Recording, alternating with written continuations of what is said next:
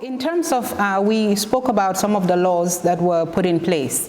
And my next point was going to be, and this is leading to it, can inclusive participation in elections lead to enhanced good governance? Passing of laws in the passing of good laws, progressive laws in the National Assembly, and the implementation of policies. So now we're connecting the inclusive participation, and this means making sure that the persons with disabilities are taken care of, the women, the youth, the needs of the minority and the marginalized. So looking at some of the laws that have passed in the National Assembly, such as the access to information, and also the disability, the disability laws that have passed, can we say that elections can deliver good governance? Okay. Good morning. If you, yes, please introduce yourself. Yes. My name is Maimuna Secka. I'm from GMPD, Gambia Association of Physically Disabled. But also then I'm part of this CISCO, Women Gender Platform. Yes. Umi, that's our main problem. Our main problem. Because we can see the person with disabilities as myself, what I recognize, we are marginalizing to the society. If we can have more persons with disability to the National Assembly to be a representative there, I think it's not better, but it will be good. Because no one cannot stand on behalf of me. It's that I believe. I cannot direct someone to look at me where I want to go or where I want to reach from. I myself, I know. Anyway, what is fit to me and what can guide me and what is our problem, where they can stand to solve our problem or to help us to be part of this society. If we are not only, like the last time then I was the first person with disability woman stand for an election. But if they nominate you, you have a barrier. Yes. If you are a representative to the National Assembly as a nomination, you have a barrier. Number one, when the government, if you are part of the government, because it's only the president can nominate you. When you are part of there, anything would be, because when we had the problem with recently our National Assembly member, Maimuna Secka, because she didn't have the same concept with the president, and that's coming to something. They have a problem at all, because she was another party, and then they nominate her. Right now, they want, they said anything then they said that she's she opposed the president. And that can probably bring us a very big challenge. You cannot voice out, you cannot raise your voice up in front of people. Because when you say that someone, maybe they one member from MPP, I received a man call me up, look at, it's better to talk to your person, and name your representative at the National Assembly. Anything that President said then, she said no. I will not do it. And because of the President, that's why she's there. If you don't nominate her, she will not be able to be part of the National Assembly. And then she's my friend. I know her very well because we have been working for several times. Everyone knows that. But we have a lot of challenges, and they are not considered inside our society. So instead of the nomination, are you saying that it would be better to elect? That way you also have that freedom Yes. instead of being nominated by Yes. the president? Okay. Yes. If you are not a person with disability at all, if you are nominated to the National Assembly, definitely you have a barrier here. Even without a person with disability. But the government or the CSO groups or the women, they need to support person with disability to stand an election, to be inside the National Assembly. Because if you are a candidate, by the time they fought me, I was a candidate, but still now I believe on myself. Even at this National Assembly election, I said, and I will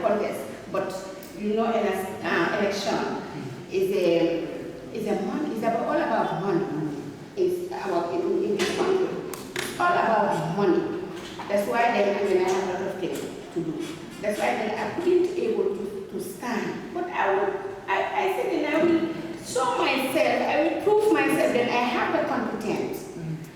I can do it, and then I want to see myself inside there because it's only myself can raise my voice, and when members of persons with disabilities can listen to me and know what I'm talking about, and anywhere I am, I'm stand from them to the person with disability. But if you are nominated as a person with disability, you don't know what is our problem, and you don't know which consequences that we are facing. You couldn't become able to do anything at the National Assembly because you don't know it. There are some people, they are not inside the group of disabilities. You don't know. You don't know anything about it. You just get up and you are a person with disability. They took you to the National Assembly. But if you are inside of our groups or inside of what we are facing, we couldn't do it. You cannot say nothing, absolutely. Anything they say, then you say, oh, yes, yes, yes, yes. Or it's okay, person with disability, so and so and so. And then we are facing a lot of problems. Even your building is a big problem, it's a challenge for it. Anyway, I made it like Yeah. disability friend. And everywhere in this country, sometimes you have it. Even last time I went to Hadi Dande, I told Hadi, I couldn't able to come to your office, and this is not right. He said, Maimuna, let us wait up to your law. And, but Maimuna, the law actually has been passed. The disability. Yeah, but it has not taken effect yet. It's not Okay. yet implemented, and I know that it will never because it's not by with the government. No, it will. Well, we have the chair of the human. I think this is something that we can. But you're right. It doesn't. It says that it will come into force when the minister. So a date has not been given. There's been an assent, but the start date is very peculiar. Commencement date, yeah. The commencement date is not there yet. I think that we But it's a very progressive law. In fact, if you look at it, I don't know whether those who have had it, even all public buildings that are going to be constructed, it's a must that they must be disability friendly. And many, actually it's a very poor provision. What we need to do is to push, to make sure that implementation, that it comes into effect and then implementation starts. But you see, these things, again, it's to do with our society. We have political parties. They must believe. You see, we have to believe in these things and not just talk about it. From our homes, from the political parties, civic education, the National Human Rights Commission. What we did, I remember one of the first training we had, a particular hotel. We were going to have a series of trainings there.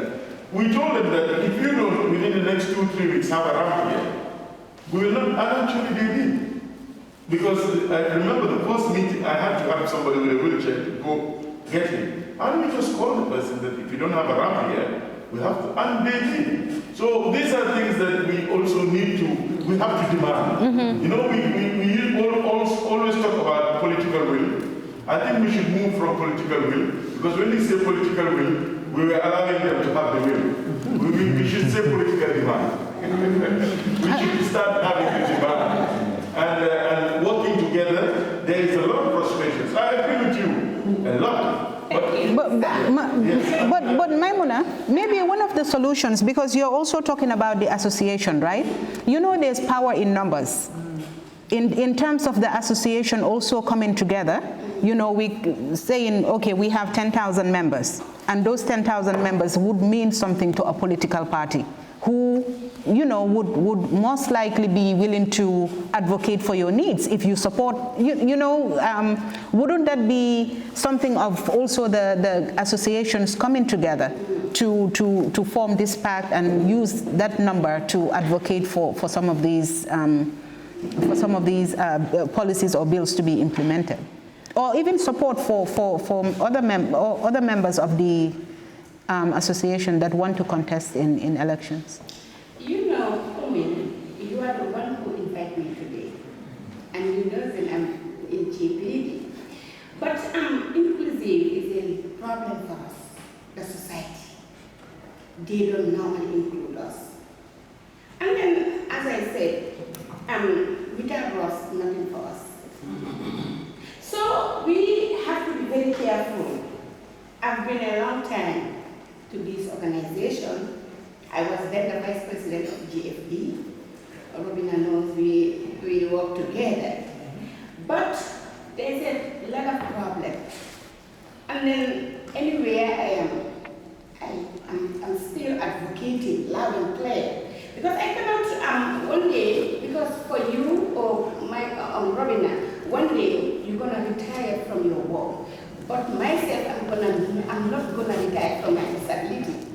And then anywhere I am, I could say, I'm proud to be the voice of the voiceless. Yes. Because there are certain people, they don't know their credibility. They don't know what they mean in society. And they still keep themselves to be discriminated. I will never accept that, definitely. So the problem is that they will never include us to certain things. Then if you are not included or if you are not invited, how can you know? Then I'm going to say so and so and so. That's the problem. And then the last time that I went to National Assembly, I told the speaker, I told her, Madam, you are my mom, and then we know each other, but not for my own voice, but those who are behind us. You have a representative here. She's a physical, visually impaired. But if at all, today I've been to this National Assembly to see, to check, have you respect the policy of person with disability?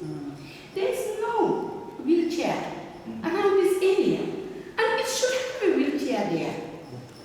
I raised it, she promised I will bring a wheelchair after 1 month. And up to now, there is not a wheelchair in the National Assembly. Or if you are there, if you raise your voice, they can listen to you. To the lawmakers. Okay. That's why then I said that I couldn't believe that law will be. Yes. We'll keep advocating. Anyway, we are hoping the best. Yes, every time. But another issue also, to be a person with disability. One of our colleagues, Suleiman Chal, he working at the Department of Social Welfare. Guess what? They moved the whole department. At Nans there, I don't know if it's Nans or and they leave him alone at Banjul. If they are a law about us, the Ministry of Health, they think that our director, I don't know which is which, but they will never think of that. I have a person with disability in my office. How can I move the office and leave him alone there because of what? It's not one discrimination. Recently, I told him we have to collaborate, and GFD, this is your role. Because they cannot discriminate him. For how many years you are working there? This government come recently, but he was there during the Jammeh's era. But you leave him alone, and then he's working, he's doing the best. I said, bro, it's better to resign. You see, that is a discrimination we are facing, whether in this way or another side. It's very hard, but we are pushing. Maybe one day will come.